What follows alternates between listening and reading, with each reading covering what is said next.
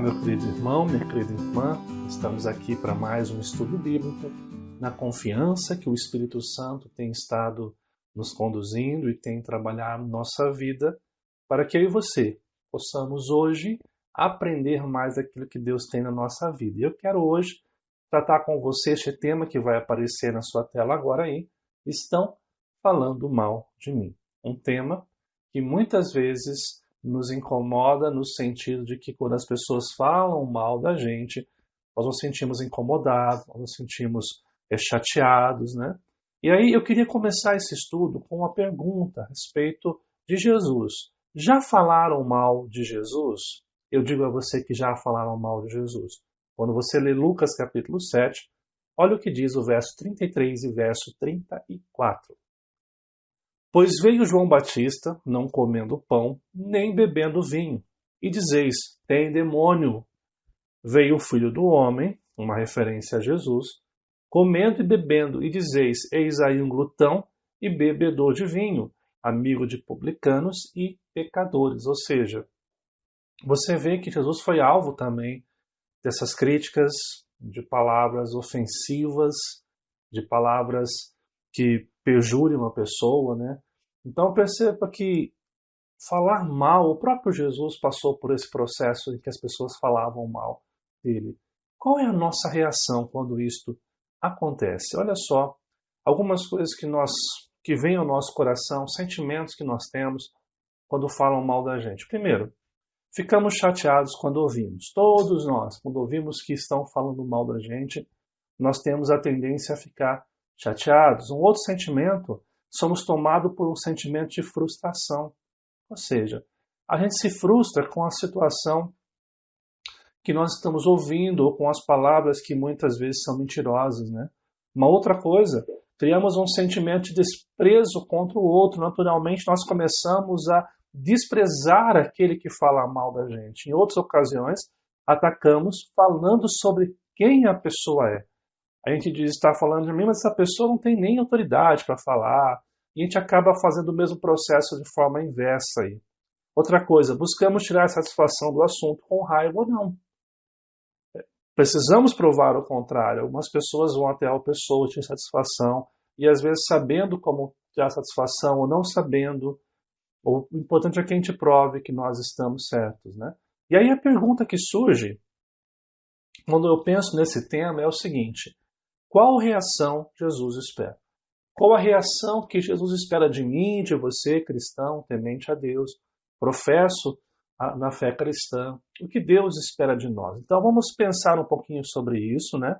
E antes de entrar basicamente no texto que eu quero trabalhar nesse momento, eu queria colocar duas coisas aqui importantes. Primeiro, seres humanos têm a tendência natural para falar dos outros. Então, a primeira coisa que eu preciso entender é que isso faz parte natural do ser humano corrompido pelo pecado.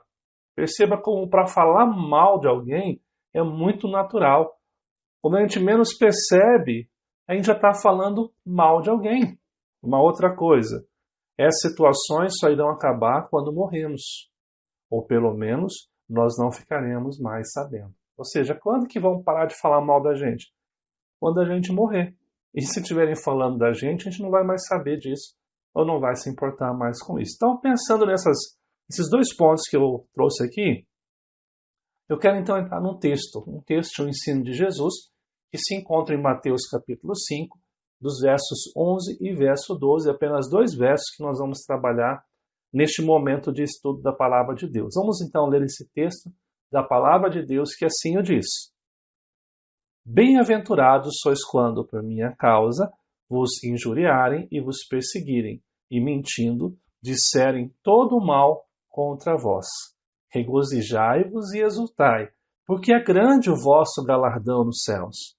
Pois assim perseguiram aos profetas que viveram antes de vós. Esse é o texto da Palavra de Deus e eu queria pontuar aqui qual o contexto que Jesus pronunciou essa verdade. O contexto em que Jesus traz esse ensino é o conhecido Sermão do Monte, ou Sermão da Montanha, que engloba ali, que embarca ali em Mateus capítulo 5, 6 e 7, onde Jesus ensina princípios válidos de ética, de comportamento, de caráter na vida dos seus discípulos, né, amados? Então, vamos fazer uma pergunta a esse texto, que é a seguinte: quem estava ouvindo esta mensagem? Quando você lê um texto bíblico, é muito importante que você descubra quem está ouvindo, quem era o público, quem eram as pessoas envolvidas naquele ensino de Jesus, para que você tenha a compreensão ou a facilidade de entender o que está acontecendo por detrás, ou por que Jesus está citando esse ensino tão importante. Quando você lê os versos 1 e 2 de Mateus capítulo 5, você vai encontrar o seguinte, olha só. Vendo Jesus as multidões, subiu ao monte e, como se assentasse, aproximando-se os seus discípulos, ele passou a ensiná-los, dizendo. Então aqui você encontra dois públicos que estão ouvindo esse sermão, essa mensagem de Jesus, que está ali no capítulo 5, 6 e 7 de Mateus. Quem são? Nós temos as multidões e os discípulos. Existe uma multidão e os discípulos. Vamos entender rapidamente quem são essa multidão e quem são os discípulos aqui. Multidões nós podemos definir como quem? São aqueles que buscam o milagre de Jesus e eles são acolhidos, mas vivem uma relação utilitarista e sem compromisso. Ou seja, você percebe ao longo do ministério de Jesus que sempre multidões o acompanhavam, sempre buscando ouvir os seus ensinos, levando enfermos, levando endemoniados para que Jesus curasse. E todos os relatos bíblicos a respeito desses momentos dizem que Jesus acolhia as multidões, que ensinava, que curavam os seus enfermos. Todavia, a relação dessa multidão com Jesus, muitas vezes, era uma relação utilitarista. Eles não tinham compromisso com o Senhor Jesus e com o seu reino. Prova disso é que em um dado momento do ministério de Jesus, ele vai curar 10 leprosos e somente um volta para poder agradecer ao Senhor Jesus por aquilo que ele havia operado de forma milagrosa. Então, quando você pensa em multidão, é esse conceito que nós devemos ter. É claro que nós sabemos que no meio da multidão haveriam aqueles que iriam crer, que iriam se compromissar e se tornariam então discípulos de Jesus. E assim eu parto para a ideia do que é um discípulo. Discípulo são aqueles que creem que Jesus é o Filho de Deus, em primeiro lugar, e vivem diariamente a partir de seus ensinos e glorificam a Deus com suas ações. Então, quem são discípulos? São aqueles que creem que Jesus é o Salvador das suas vidas e diariamente estão trabalhando, estão labutando para viver o ensino de Jesus nas suas vidas, e as suas atitudes, palavras e ações sempre visam a glória de Deus, o propósito maior de Deus e não a si mesmo. Nós encontramos então, ouvindo esse sermão, dois públicos: as multidões que querem os benefícios de Jesus, mas não se comprometem com Jesus, com seus ensinos, com seus valores, com seus princípios, e os discípulos, que são aqueles que ouvem, creem e se comprometem em viver a partir dos princípios e valores do reino de Deus.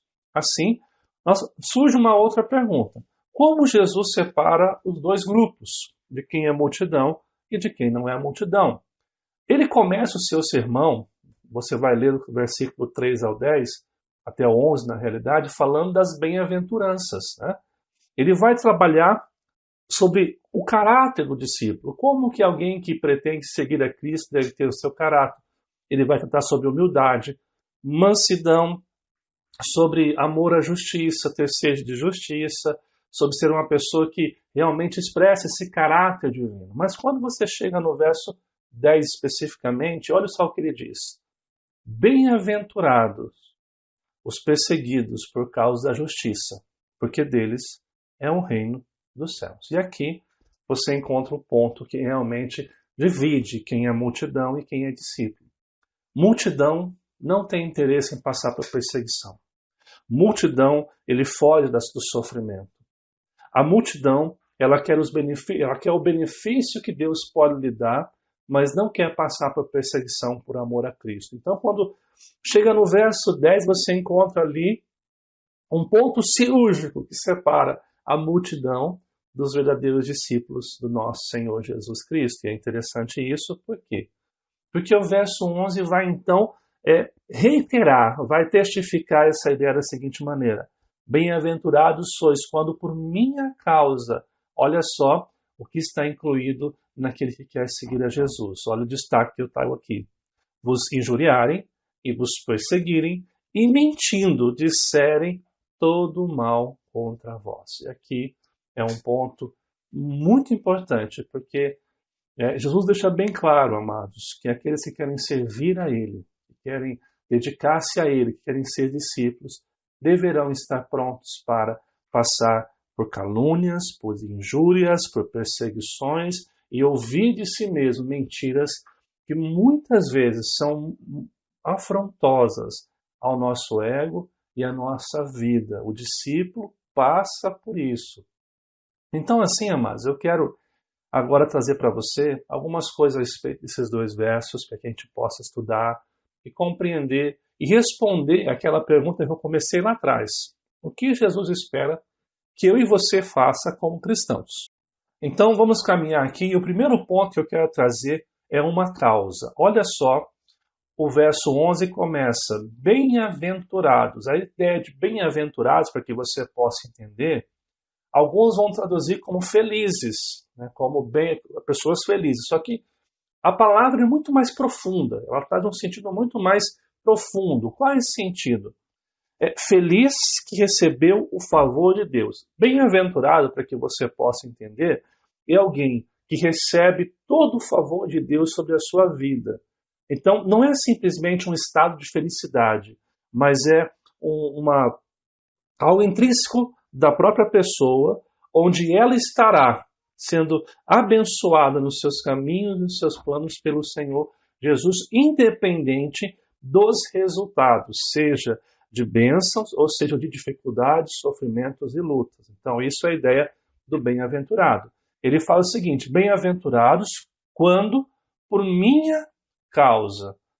Então, ele vai trazer três expressões aqui. Quando por minha causa vocês são injuriados, perseguidos e caluniados. E aqui, amados, deixa eu colocar algumas coisas importantes para você. Quando você ouve a palavra aqui no texto, injuriados, significa acúmulo constante de insultos. E aqui interessante porque tanto Jesus como os discípulos receberam vários e vários insultos. Isso era comum na vida e no ministério de Jesus e dos apóstolos. Então, os insultos meio que faziam parte da rotina ministerial do nosso Salvador e dos seus discípulos. Outra coisa, perseguidos aqui significa perseguição ativa, física ou emocional. Tanto fisicamente foram perseguidos, como emocionalmente também foram perseguidos. E o último, caluniado, significa o quê? Dizer falsamente toda espécie de males. E aqui é interessante porque no contexto que nós temos do ministério de Jesus e de Atos ali, dos primeiros cristãos, você vai ouvir coisas que aos nossos olhos são meio estranhas. Por exemplo, os discípulos eram acusados de serem ateus. Por quê? Porque eles adoravam um Deus que não se via. Pelo fato de adorar um Deus invisível, não uma estátua, alguma coisa, os cristãos dos primeiros séculos eram acusados do quê? De serem ateus. Outra coisa, eles eram acusados de serem imorais. Por quê? Porque eles faziam o quê? Eles se reuniam em lugares escondidos. Então, para eles, esse fato de se reunir em lugares escondidos, que era uma questão da perseguição, faziam deles imorais. Uma outra coisa, eles eram também caluniados de serem o quê?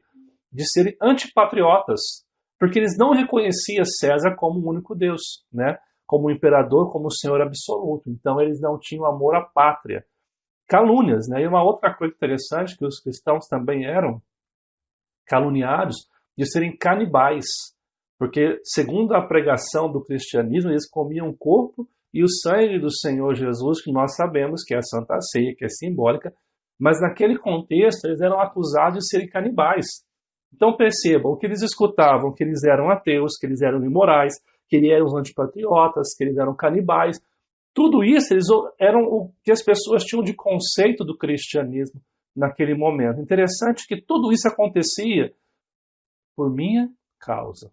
Interessante que Jesus ele faz esse motivo, né? Você é feliz, é bem-aventurado, recebe meu favor quando estão injuriando você, perseguindo você, caluniando você por minha causa. O motivo desses cristãos passarem por isso, amados, era o quê? O amor a Jesus, a dedicação ao nosso Salvador, Jesus Cristo, a fé em Jesus. E aí eu trago uma pergunta muito importante neste momento. Por causa de quem estão falando mal de mim? Talvez seja um ponto importante que a gente deve trazer aqui agora para perguntar. Quando as pessoas falam mal de mim, é porque realmente eu estou amando ao Senhor e aí acabam recebendo críticas?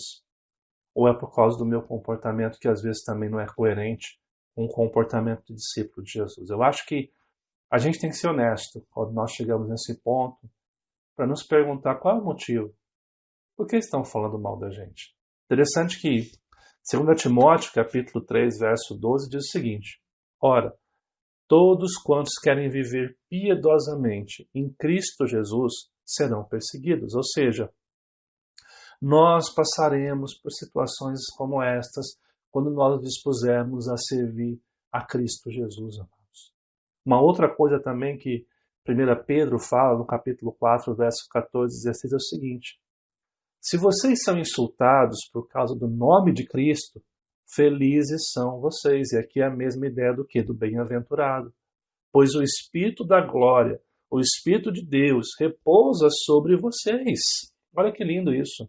Se algum de vocês sofre, que não seja como assassino, ladrão, criminoso, ou como quem se intromete em negócios alheios. Contudo, se sofre como cristão, não se envergonhe, mas glorifique a Deus por meio desse nome. Olha que tremendo isso. Eu acho que nós temos que olhar para esse texto de Mateus capítulo 5, verso 11 e 12 e fazer essa honesta pergunta. Qual é a causa? Qual é o motivo que estão falando de mim? É porque de fato eu tenho me dedicado a amar o Senhor como discípulo do Senhor? Ou é porque talvez no meu comportamento, na minha ética, nos meus valores, eu não tenha sido aquilo, não estou sendo aquilo que Jesus espera que eu seja? Eu creio que essa pergunta, esse olhar, essa causa do porquê estão falando da gente, seja primordial para a nossa conversa. Então a primeira coisa que Jesus aponta no seu texto de Mateus capítulo 5, verso 11 e 12, é uma pergunta honesta para mim e para você. Qual é o motivo? Por que estão falando da gente? E aí, no segundo ponto, Jesus pede uma atitude. Qual a atitude que ele pede de mim e você? Olha o que fala o verso 12. Regozijai-vos e exultai. Aqui nós encontramos aqui duas expressões. Regozijai significa o quê? Esteja excessivamente alegre. Olha só, que estranho para nós isso. Segundo, exultai, que significa expressa de forma incontida. A máxima aqui, amados, é que Deus não espera que tiremos satisfações pelas calúnias. A ideia é essa. Mas que pelo Espírito tenhamos uma atitude de alegria incontida por saber que somos caluniados por causa de Cristo. É como se ouvir essa palavra que às vezes nos incomodava seja motivo de alegria em saber que nós estamos passando por isso por causa de Cristo Jesus. Há uma tradução livre de William Henry que fala o seguinte: regozijem-se sim, encham-se de alegria incontida. Aqui na tradução, amados, significa saltar de alegria. A ideia é que a alegria em nosso coração por conta do quê? Porque nós estamos passando por isso por amor a Cristo. Ou seja, é saber que nós estamos fazendo aquilo que Deus espera. É interessante porque os ensinos e valores do reino de Deus, eles são completamente antagônicos à realidade que nós entendemos ou acreditamos. Por exemplo, para mim e para você, ter uma boa posição é ser sempre o primeiro em tudo. E a Bíblia diz que o primeiro deve ser o último. Aquele que quer servido deve primeiramente servir. E aquele que deveria estar triste pela calúnia deve se alegrar por passar por isso, por amor a Cristo Jesus. Percebam o quão tremendo e quão desafiador são os ensinos do nosso Jesus para mim e para você. É nesse ponto, como eu disse anteriormente no começo do estudo, que Jesus separa os discípulos da multidão, porque as multidões não querem se comprometer com isso, as multidões não querem rejeitar o seu orgulho, o seu ego. As multidões não têm um compromisso com Jesus, os discípulos estão dispostos a passar por isso com alegria, sabendo que a recompensa nas nossas vidas não está nessa vida, não está naquilo que nós vamos tocar, mas está no céu com o nosso Salvador, o nosso Senhor Jesus Cristo. Eis aqui a grande bênção que nós recebemos da parte do nosso Senhor e Salvador Jesus Cristo, amados. Então, interessante que essa atitude que Jesus espera de mim, de você, nos momentos que alguém está falando mal da gente. Interessante que quando você lê 1 Pedro capítulo 3, dos versos 3 a 17, nós encontramos assim lições extraordinárias que eu quero compartilhar com você aqui. Quem há de maltratá-los se vocês forem zelosos na prática do bem? Quem há de fazer isso? Mas olha só, todavia, mesmo que venham a sofrer porque praticam a justiça, vocês serão felizes. A mesma ideia do bem-aventurado se encontra no texto de Pedro aqui. Mesmo que venham a sofrer porque praticam a justiça de Deus, vocês serão felizes. Não temam aquilo que eles temem. Não fiquem amedrontados. Agora preste atenção na continuação. Antes, santifiquem Cristo como Senhor em seu coração. E aqui a ideia do quê? Que habite ricamente Cristo em vocês. Estejam sempre preparados para responder a qualquer pessoa que lhes pedir a razão da esperança que há em vós. Ou seja, estejam prontos para defender a fé de vocês. Contudo, detalhe importante, façam isso com mansidão e respeito, conservando boa consciência, comportamento de alegria e não de tirar satisfações com raiva, com ira.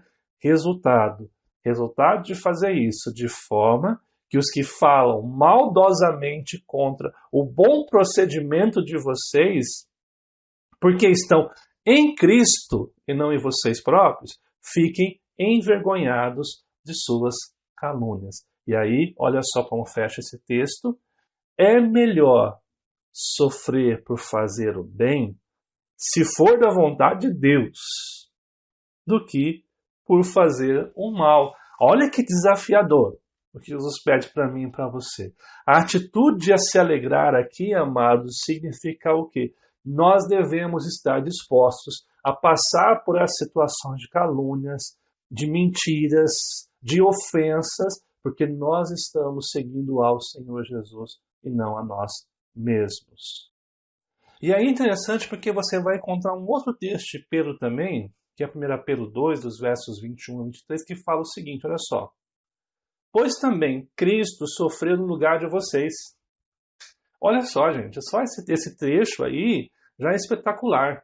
Ele diz o seguinte, deixando-lhes exemplo para que sigam os seus passos.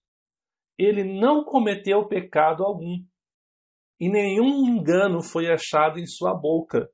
E aí, olha só, quando insultado, exemplo, não revidava.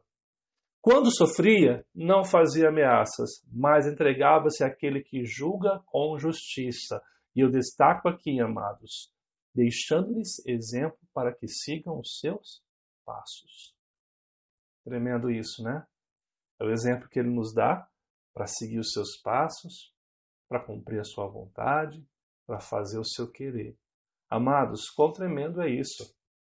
Ou seja, é essa atitude que Jesus espera de mim e de você. Quando o texto de Mateus fala em regozijar e alegrar, ele está falando sobre isso. É estar feliz.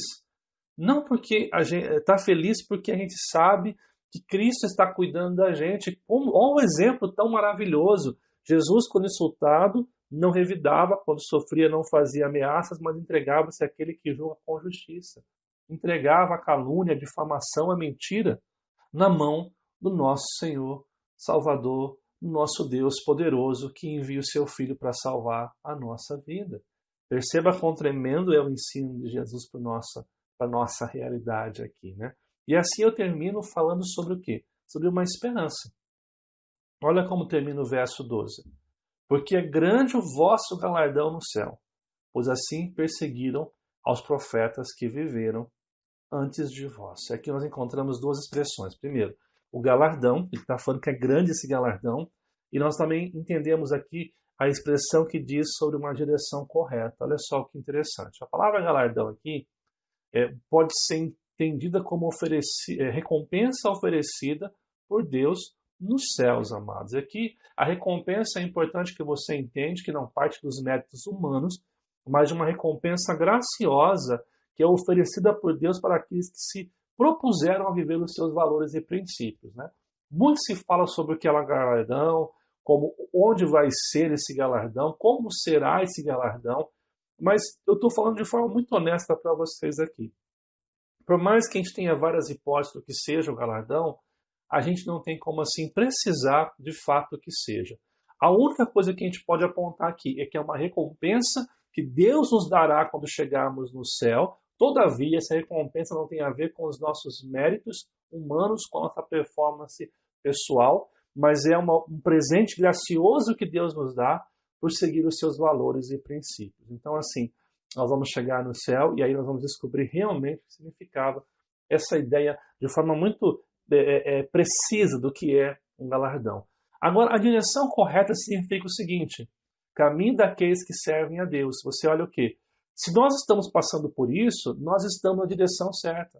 Se estão falando mal de mim, de você, por causa de Cristo, por causa do nosso amor a Cristo, por causa da decisão que nós tomamos, da nossa responsabilidade humana, de viver os valores e princípios do reino de Deus, nós estamos sendo perseguidos, caluniados, estão mentindo, falando mal da gente, assim como fizeram com os profetas que vieram antes de nós. Então nós estamos o quê? No caminho correto. Em outras palavras, estamos caminhando em direção ao céu. E isso é uma bênção em nossas vidas. O Dr. Martin Lloyd Jones, ele fala o seguinte: é como se Cristo estivesse dizendo, se isso lhe acontecer, isso servirá de selo do fato que você está destinado ao céu. Significa que você foi rotulado. Significa que seu destino final já foi fixado. Assim sendo, ao persegui-lo, o mundo lhe está dizendo que você não mais pertence a este mundo. Olha que coisa mais linda isso, amados. Provando o fato que vocês estão se dirigindo para o céu. Olha que muito bacana essa expressão do Dr. Martin Lloyd Jones, que é assim rica no seu conteúdo, naquilo que nos desafia a viver realmente isso, na esperança que todas as nossas lágrimas aqui, nosso sofrimento será recompensado nos céus. Eu me lembro de uma frase de um teólogo aqui agora, e eu infelizmente não lembro quem é o teólogo, mas a ideia da frase é assim, que todo dano que nós passarmos aqui nesta vida será recompensado quando nós chegarmos no céu. Nós cremos nisso, cremos que o Senhor nos dará essas recompensas maravilhosas, né?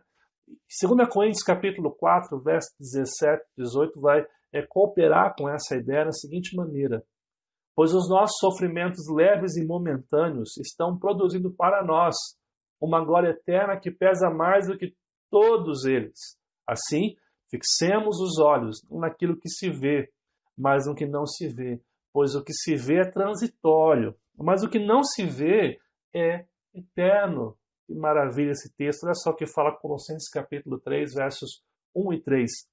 Portanto, já que vocês ressuscitaram com Cristo, procurem as coisas que são do alto, onde Cristo está assentado à direita de Deus. Mantenham o pensamento nas coisas do alto e não nas coisas terrenas, pois vocês morreram e agora a sua vida está escondida com Cristo em Deus. Continuando aqui também, olha só o que o mesmo texto vai prosseguir no verso 5, parte A. Assim, ele está vindo daquela ideia que nós lemos aqui anteriormente: façam morrer tudo que pertence à natureza terrena de vocês. O que tem que morrer segundo o verso 8, né? Mas agora, nós abandonem todas as coisas: ira, indignação, maldade, maledicência e linguagem indecente no falar. E aqui a ideia de ira, indignação, maldade, maledicência tem a ver o quê? Com a ideia que nós trouxemos no começo, de tirar satisfação, de ficar com raiva, de ter ódio da pessoa, de querer que a pessoa sofra porque está falando mal da gente. Tudo isso, se você está em Cristo, você é convidado a deixar esses sentimentos confiando que, olhando para o céu, a sua justiça agora é a justiça daquele que é justo em julgar todas as coisas e está nos conduzindo à sua vontade. Ou seja, voltamos à ideia do texto que nós lemos ali, de Mateus capítulo 5, verso 12. O galardão e a direção correta. Nesse sentido, resumindo o que eu falei nesse estudo, precisamos compreender que isso é normal e que Jesus nos convida a sermos discípulos, ou seja, bem-aventurados. Nós somos quando nós passamos por uma causa. Nós estamos ouvindo isso por causa de Cristo. Quando nós temos uma atitude de se alegrar e regozijar diante das críticas do sofrimento, e também o quê? Quando nós temos essa esperança, que tudo isso faz parte de um processo que nos conduz a Cristo e que nos leva a viver conforme a sua vontade. Ok? Vamos então rapidamente encerrar aqui com um momento de reflexão e de prática para que nós possamos compreender aí e colocar isso de forma muito prática na nossa vida. Tá? Então, vamos lá. Primeiro, precisamos entender que naturalmente pessoas irão falar mal uma das outras. Como vamos encarar essa situação? Seremos como a multidão ou como discípulos de Cristo? Pessoal, vão falar mal de mim, de você. A grande questão é se nós vamos nos comportar como multidão que revida, que tem raiva, que tem ira, que é natural do ser humano, natural, ou seremos discípulos de Cristo que estamos aqui agora buscando mudar, buscando ter um novo comportamento diante disso. Segundo, quando falam mal de nós, temos a coragem de perguntar por qual motivo estão falando, aquela pergunta crucial que eu falei ao longo do estudo, né? Por que estão falando mal de mim? Porque eu estou seguindo a Cristo?